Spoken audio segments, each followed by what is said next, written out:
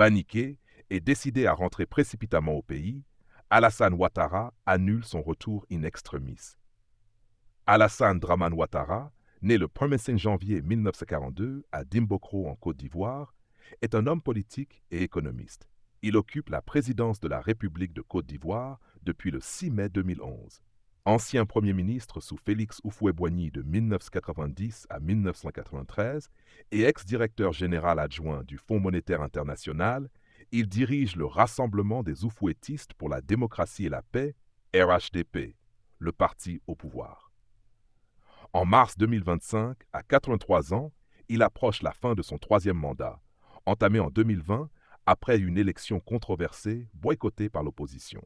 Bien que la Constitution limite les mandats présidentiels à 2, une interprétation juridique validée par le Conseil constitutionnel a permis sa candidature en 2020, arguant que la Constitution de 2016 avait remis les compteurs à zéro. En 2024, le RHDP a poussé pour un 4e mandat en 2025, malgré ses déclarations passées de vouloir passer le relais à une nouvelle génération. C'est dans ce contexte que survient l'événement évoqué. Paniqué et décidé à rentrer précipitamment au pays, Alassane Ouattara annule son retour in extremis. Plusieurs scénarios peuvent expliquer cette situation. Une crise politique ou militaire en Côte d'Ivoire semble plausible. En mars 2025, à 7 mois des élections d'octobre, des tensions pourraient éclater. L'opposition, menée par des figures comme Laurent Gbagbo et Guillaume Soro, pourrait avoir lancé des manifestations ou une action de déstabilisation. Une mutinerie militaire comme celle de 2017, liée à des revendications de primes, pourrait aussi menacer le régime, surtout si des soldats s'opposent à un 4e mandat. Si Ouattara est à l'étranger, des rapports alarmants pourraient l'inciter à rentrer pour reprendre le contrôle. L'annulation de dernière minute pourrait alors découler d'une aggravation soudaine, trouble rendant le retour risqué, ou d'un conseil de ses alliés, comme la France, de rester en sécurité. Une autre hypothèse concerne sa santé. À 83 ans, Ouattara a déjà eu des ennuis médicaux, notamment en 2014. S'il était à l'étranger pour des soins, une urgence, aggravation de son état ou diagnostic grave pourrait expliquer la panique et la volonté de rentrer. L'annulation pourrait alors résulter d'une incapacité physique à voyager. Une menace sécuritaire directe offre une 3e piste. Tentative d'assassinat, coup d'État avorté ou trouble ciblant sa personne pourrait l'avoir poussé à vouloir rentrer, avant qu'un danger immédiat ne le retienne. Enfin, des pressions internationales, de la France, des États-Unis ou de la CEDEAO, pourraient jouer un rôle, par exemple une médiation l'obligeant à rester pour négocier ou une mise en garde sur sa sécurité. Les conséquences de cet événement seraient significatives. En Côte d'Ivoire, son absence ou son incapacité à rentrer pourrait signaler une faiblesse, incitant l'opposition ou des factions militaires à passer à l'action. Sans dauphin clair depuis la mort d'Amadou Gon Coulibaly en 2020, une crise de succession pourrait s'aggraver, risquant des violences. Pays clé en Afrique de l'Ouest et premier producteur mondial de cacao, une instabilité en Côte d'Ivoire affecterait le commerce régional et les relations avec des voisins comme le Burkina Faso ou le Mali. Pour Ouattara, une perception de fuite ou d'impuissance pourrait ternir son image de dirigeant fort, construite sur une croissance économique notable sous ses mandats. Quelques faits enrichissent cette analyse. Son 3e mandat a été marqué par des controverses. Violence post-électorale en 2020, boycott de l'opposition dénonçant une candidature illégale et une popularité en baisse malgré des soutiens économiques et internationaux, notamment de la France.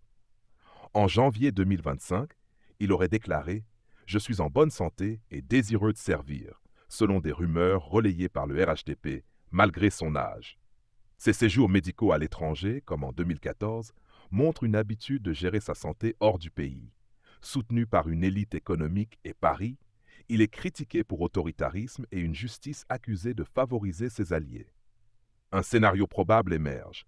En mars 2025, Ouattara est en déplacement, disons à Paris pour des consultations préélectorales. Une crise éclate à Abidjan. Manifestations massives, mutineries ou menaces directes liées à sa candidature contestée.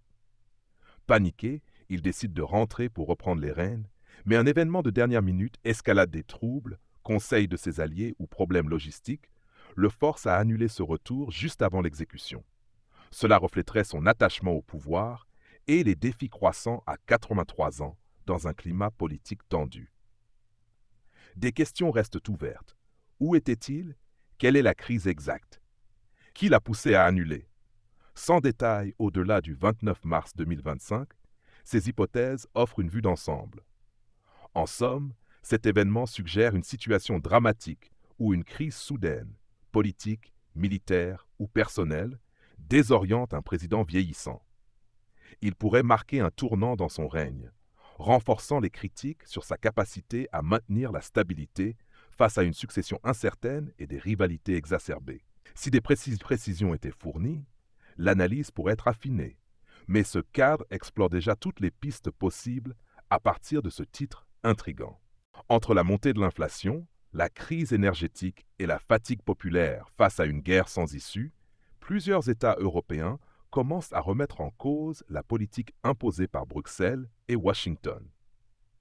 L'un des points les plus explosifs du sommet est la demande slovaque d'un cessez-le-feu immédiat. Contrairement au narratif dominant, où toute négociation est perçue comme une faiblesse, Robert Fico met en avant une vérité simple. Aucune guerre ne se termine sans dialogue. Pourtant, Zelensky et certains dirigeants européens rejettent cette idée, préférant prolonger le conflit qui plonge l'Europe dans une crise. Ce rejet démontre que l'objectif de certains n'est pas la paix, mais l'affaiblissement durable de la Russie, même au prix du sacrifice des citoyens européens. Une stratégie dictée par Washington qui observe l'effondrement économique de l'Europe tout en engrangeant des profits grâce à la vente de gaz de schiste et d'armes. Ce déchirement au sein de l'Union européenne est une excellente nouvelle pour l'Afrique. Pourquoi? Parce qu'il affaiblit un bloc qui, depuis des décennies, impose ses dictats économiques et politiques aux nations africaines. Avec une Union européenne divisée et en crise économique, la capacité de Bruxelles à dicter des politiques en Afrique s'amenuise. L'obsession ukrainienne détourne les ressources et l'attention de l'Europe, laissant aux pays africains plus de marge pour négocier des partenariats alternatifs avec la Russie, la Chine et d'autres puissances émergentes. L'Europe, en affaiblissant sa propre stabilité, n'aura plus les moyens d'intervenir aussi agressivement sur le continent africain. La France, déjà en difficulté au Sahel, subira encore plus les conséquences de l'effondrement du projet européen, accélérant ainsi la fin de son influence.